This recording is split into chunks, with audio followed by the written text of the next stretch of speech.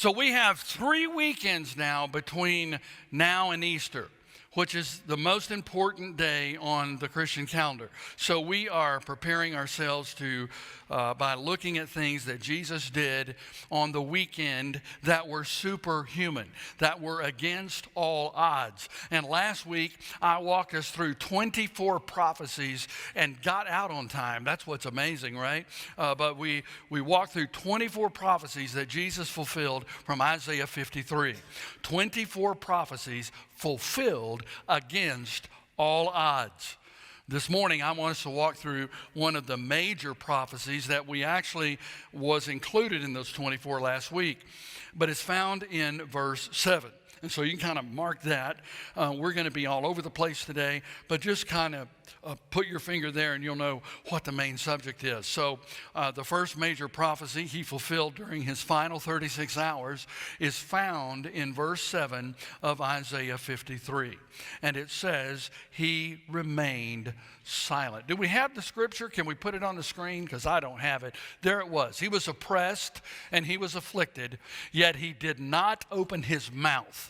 Like a lamb that is led to slaughter, and like a sheep that is silent before its shearers, so he did not open his mouth. 700 years before it actually happened, the prophet prophesied that the Christ would do this. And so the first major prophecy is he remained silent, refusing to defend himself while being on trial for things that he did not do.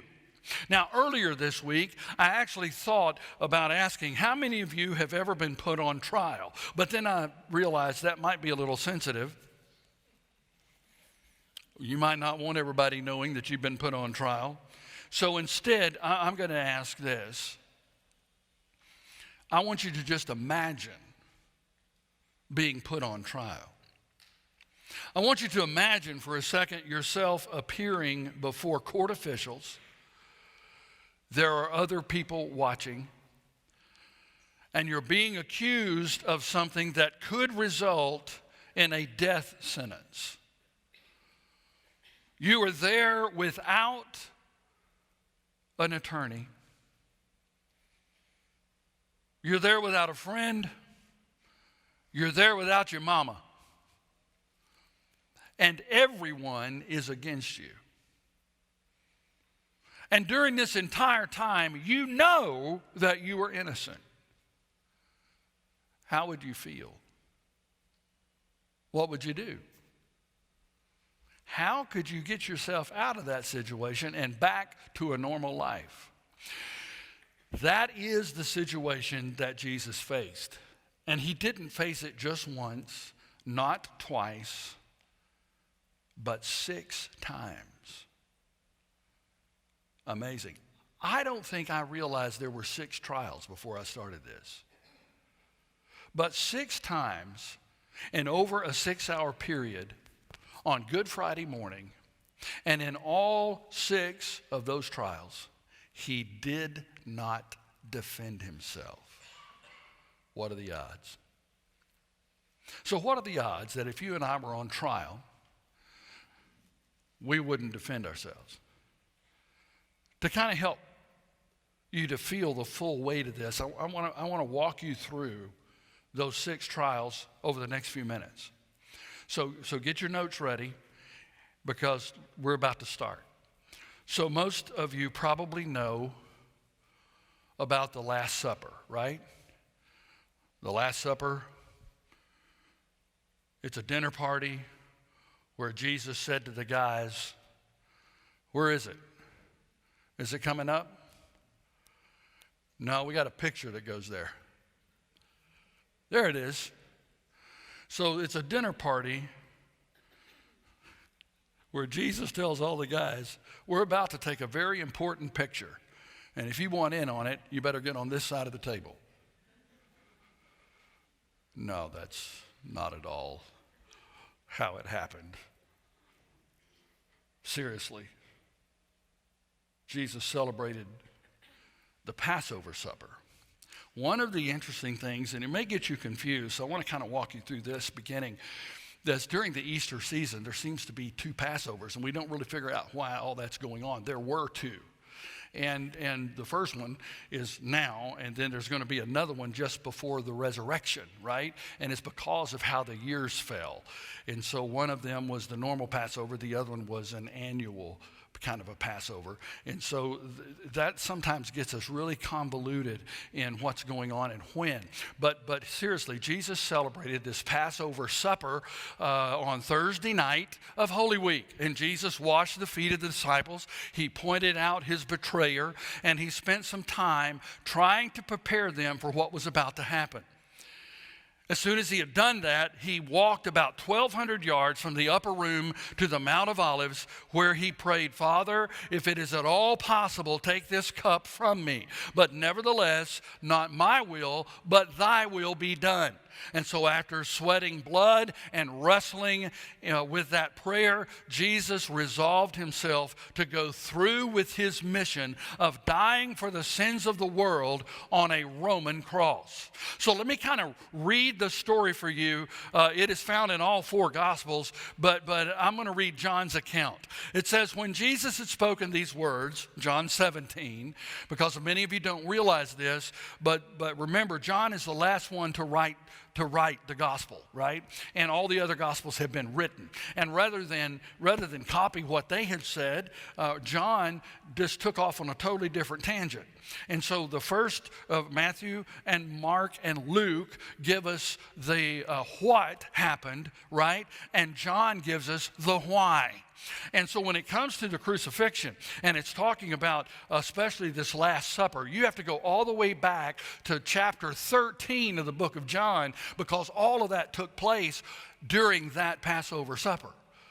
And so you can get really confused with the chronological order of things, not understanding that whole 14th chapter of John. Remember, you believe in God, believe also in me. In my Father's house are many mansions. If it were not so, I would have told you. All of that is taking place in the upper room.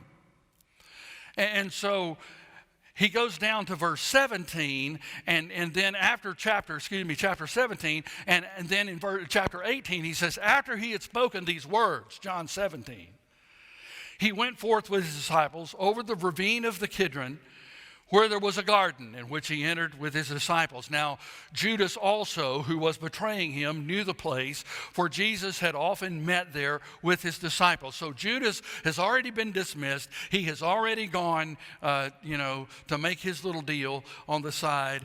And John is filling us in that, you know what, Judas knew where they were going to be, and he is bringing, the Sanhedrin and all them to him. And so he says that Jesus often met there with his disciples, and Judas then, having received the Roman cohort of and officers from the chief priests and the Pharisees, came there with lanterns, torches, and weapons. Let me share something else that you don't see on the surface of reading this. You know how many people a cohort is? It could be 600. Now, I don't personally believe there were 600, but I think there was well over 1. We get the idea that this whole thing took place with about 8 people there. But that's not true. And John says they had received a cohort. That means there was at least 100 people there. And you can see them coming across the Kidron Valley because they're carrying torches. Do you know how easy it would be to hide? You could see them coming for a mile. And they're on what? The Mount of Olives. Have you ever seen an olive tree? They're all gnarly and they're like really low to the ground, and you can't really climb them because they're not real trees. They're more like a big bush. And you can hide in an olive tree, especially in the dark. And so we have this idea that here's these soldiers and they're coming to arrest Jesus, and he sees them coming, but they don't run and hide. They stay right there. What? And so he says, when they get there, whom do you seek? And they answered him, Jesus the Nazarene. He said to them, I am he. And Judas also, who was betraying him, was standing with them. So when he said to them, I am he, they drew back and fell to the ground. When Jesus said, I am he, all of the cohort fell. No, that's not supernatural at all. And so you can imagine now they're the ones who think they're in control. They're the ones who think they have all this power, right? And when Jesus, they said, who you seeking? And they said, Jesus the Nazarene. And he said, I am he. Boom! They all hit their tails in the dirt. I think about that time, I would have begun to wonder, who is this guy? And what are we going to be doing? After they got up, Jesus takes full control. Look at what it says. It says here that let me find where I'm at in this narrative. Sorry, I didn't mean to get off on a tangent. Therefore, he again asked them, whom do you seek? And they said, Jesus the Nazarene. And Jesus answered, I told you I am he. So if you seek me, let these go their way. And he said that to fulfill the word which he spoke, of those whom you have given me, I lost not one. And then we all remember Peter, right? What's Peter do? Well, Peter, having a sword, drew it and struck the high priest's slave and cut off his right ear. And the slave's name was Malchus. Now, Jesus said to Peter, put the sword in the sheath. The cup which the Father has given me, shall I not drink it? And so the Roman cohort and the commander and the officers of the Jews arrested Jesus. They bound him and they led him to Annas first, for he was the father-in-law of Caiaphas, who was the high priest that year. There is so much here, I could spend an entire sermon series on just those last 5 sentences. So let me help you walk through this. There's 100 people. They have gone in the night. They are trying to find Jesus where he is not in a public forum, because Jesus was more popular than them. And so they want to arrest him under the cloak of darkness, and they want to get this thing done. Then they all show up. They have him completely surrounded. And when he says, I am he, they all get mowed down, right? Then when they get back up, they're still kind of stunned and wondering what is going on. And he asks them again, who do you seek? And they said, Jesus of Nazareth. And he says, that's me. And here's what we're going to do. So who is actually in control of this situation? Jesus. He is the one who's in control. Then they bind him. Can I submit to you that if he didn't want to be bound, they would have never bound him? If he can knock them on their tails with just a word, then I'm pretty sure he doesn't have to be bound by this cohort. But he is bound. And then John, and he's the only one that tells us this, led him to Annas first.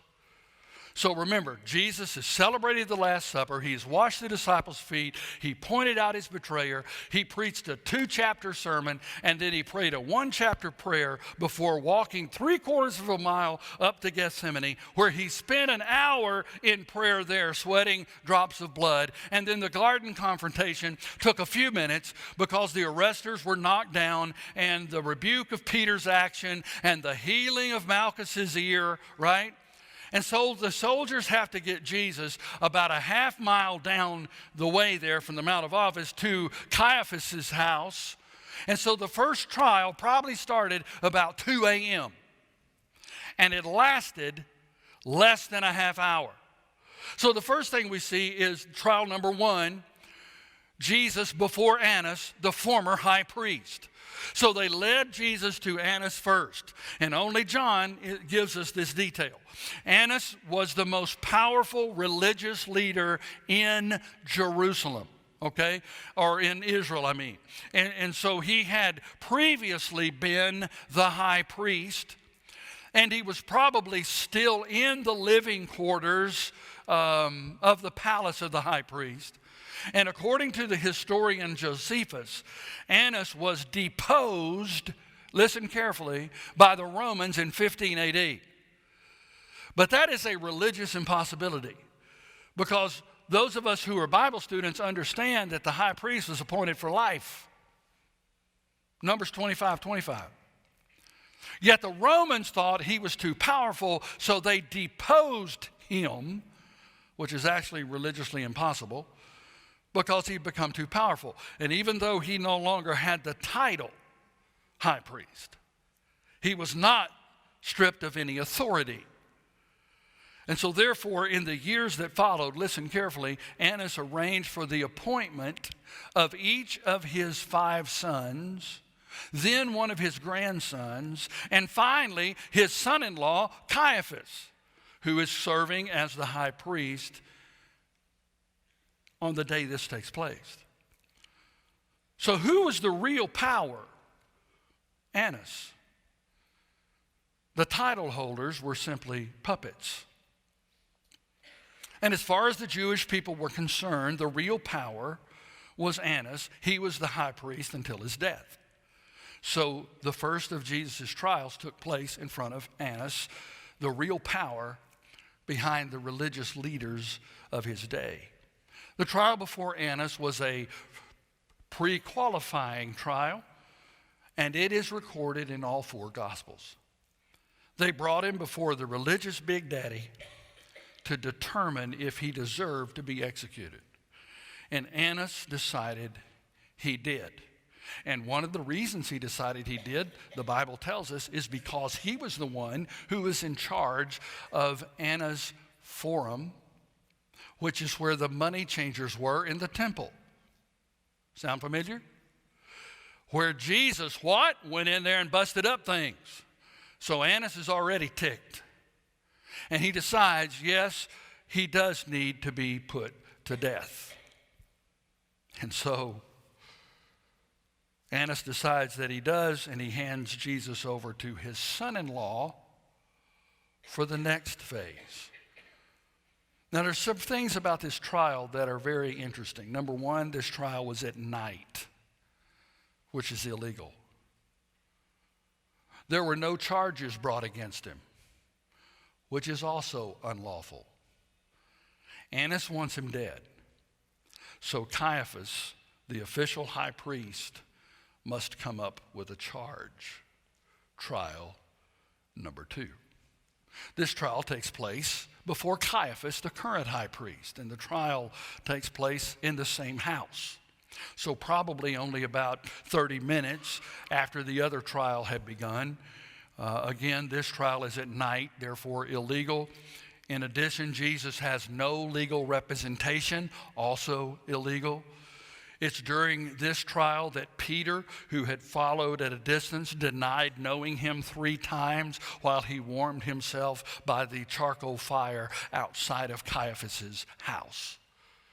It is in this trial that Jesus is charged with blasphemy, which did in fact carry a death sentence. And so Mark, who wrote the Gospel of Mark, says, now the chief priests and the whole council kept trying to obtain testimony against Jesus to put him to death, but they were not finding any. For many were giving false testimony against him, but their testimony was not consistent. Some stood up and began to give false testimony against him, saying, we heard him say, I will destroy this temple made with hands, and in 3 days I will build another made without hands. Well, if you've ever read the Bible, that is not at all what Jesus said. And so he's using this as an example, Mark is, and he says, not even in this respect was their testimony consistent. So the high priest stood up and came forward and questioned Jesus, saying, do you not answer? What is it that these men are testifying against you? But Mark says he kept silent and did not answer. Again, the high priest was questioning him and saying, are you the Christ, the Son of the Blessed One? And Jesus said, I am. And you shall see the Son of Man sitting at the right hand of power and coming with the clouds of heaven. And so tearing his clothes, the high priest Caiaphas said, what further need do we have of any witnesses? You've heard the blasphemy. How does it seem to you? And they all condemned him to be deserving of death. The trial concluded while it was still dark. So now they're in a quandary because they've had an illegal trial in the dark. So a third trial was convened at 6 a.m. So it'd be in the day. And this trial is before the Sanhedrin. the Jewish high council. So listen to Mark again. Early in the morning, the chief priests and the elders and the scribes and the whole council immediately held a consultation, and binding Jesus, they led him away and delivered him to Pilate. So it was at this trial that they pronounced the death sentence. They accused him of blasphemy at the second trial. They pronounced the death sentence at the third trial. But guess what? The Jews had no right or authority to hand out a death sentence because they were the subjects of Rome. And since Israel was ruled by Rome, they didn't have the power to carry out a death sentence. So who did they take him to? Pilate. They had to have Pilate's permission. So trial number 4 starts about 6:30 in the morning. Trial number 4 before Pilate, the Roman ruler, the first time. Here's Mark again. Pilate questioned him, "Are you the king of the Jews?" And he answered him, "It is as you say." The chief priests began to accuse him harshly. And then Pilate questioned him again, saying, "Do you not answer? See how many charges they bring against you?" But Jesus made no further answer. So Pilate was amazed. Pilate found Jesus not guilty. And because he was a little bit afraid of the Jews, he had to put the blame on somebody else. So he sent Jesus to Herod. Herod was the officially sanctioned Jewish leader. And I think this is a trial that many of us overlook. Trial number 5. Before Herod, the Jewish leader. The 5th trial probably started somewhere around 7 o'clock in the morning. And Luke is the only one who records this trial. He says this, that then Pilate said to the chief priests and the crowds, "I find no guilt in this man." But they kept on insisting, saying, "He stirs up the people, teaching all over Judea, starting from Galilee, even as far as this place." And when Pilate heard it, he asked whether the man was a Galilean. And when he learned that he had belonged to Herod's jurisdiction, he sent him to Herod, who himself was also in Jerusalem at the time. Now Herod was very glad when he saw Jesus, for he had wanted to see him for a long time because he had been hearing about him and was hoping to see him perform some sign. And he questioned him at some length, but Jesus answered him nothing. And the chief priests and the scribes were standing there accusing him vehemently, and Herod with his soldiers, after treating him with contempt and mocking him, dressed him in a gorgeous robe and sent him back to Pilate.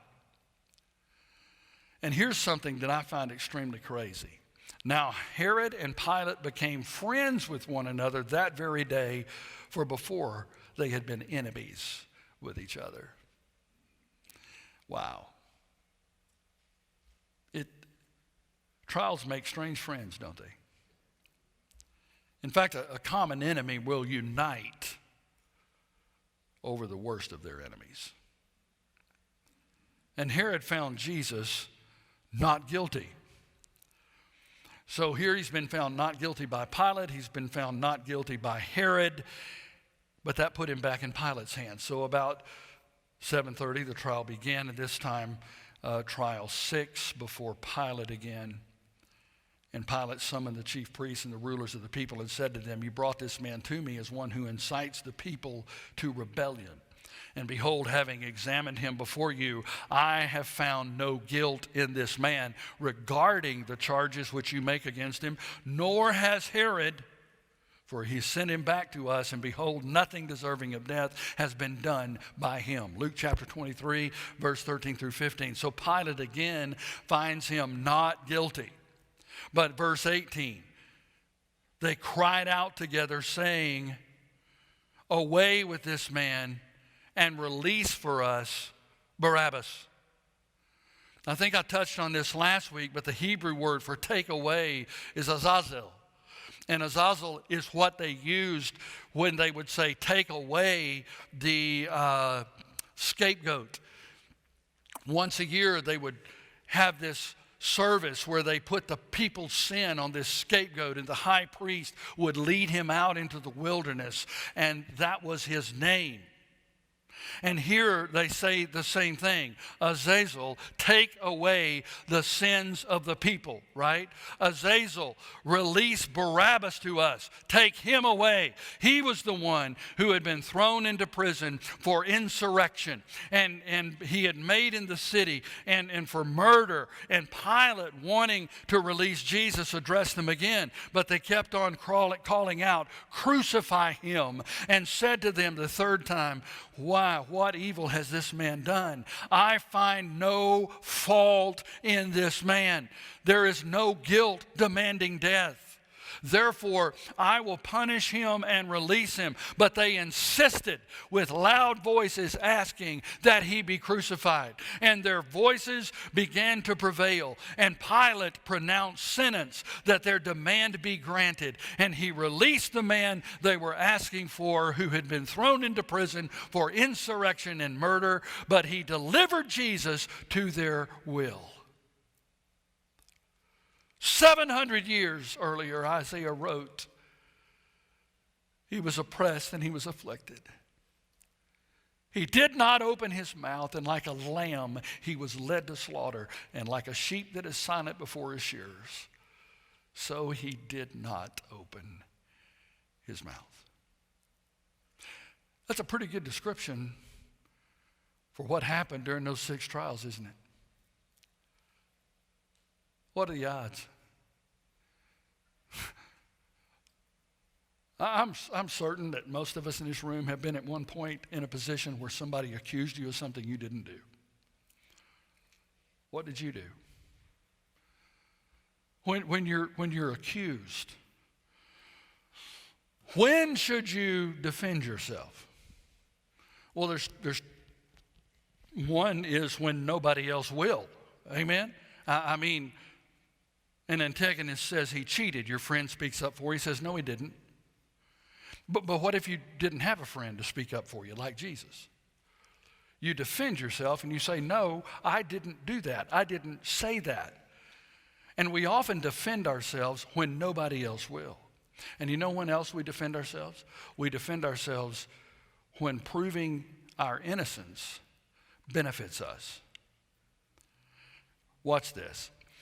If it doesn't really matter, you might not bother to refute someone's claims. But in Jesus' case, it really mattered. His life was on the line. So it raises another question. What should you do when you're guilty?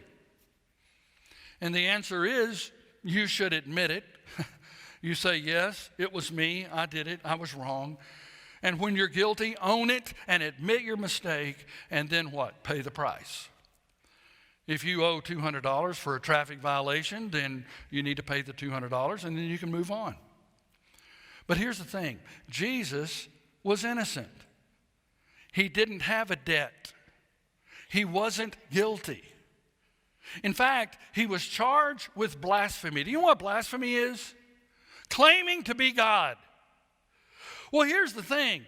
You can't commit blasphemy by claiming to be God if you are God. Amen.